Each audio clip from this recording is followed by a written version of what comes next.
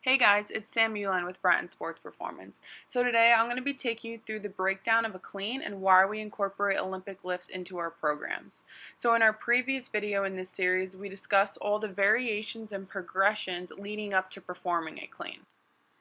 We start our athletes off with a hang clean and work towards a full clean from the floor. To get set up, our feet will be hip width apart and our hands will be placed on the bar 1 thumb's distance away from our hips. And then we'll make sure our shoulders are slightly in front of the bar at our setup. And then finally moving into our first pull, making sure our hips and shoulders rise at the same time. In that pull, making sure our heels are down and balanced until we enter that triple extension, followed by a shoulder shrug and then entering that second pull. And then eventually we'll catch that bar in a partial squat position.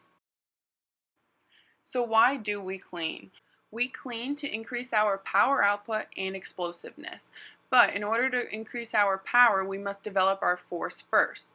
Force causes an object with mass to change its velocity and direction. We use exercises like the squat or deadlift to increase our force production.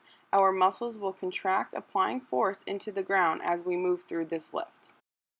We must increase our force before increasing our power. We know that the stronger we are, the more force we can apply into the ground or an object, allowing us to increase our power and explosiveness.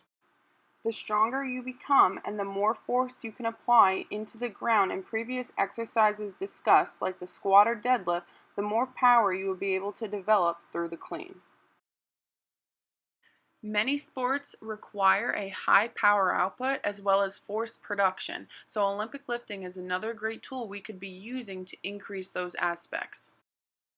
This now leads us into another reason why we incorporate Olympic lifting into our programming: triple extension, the extension of the hip, knee, and ankle.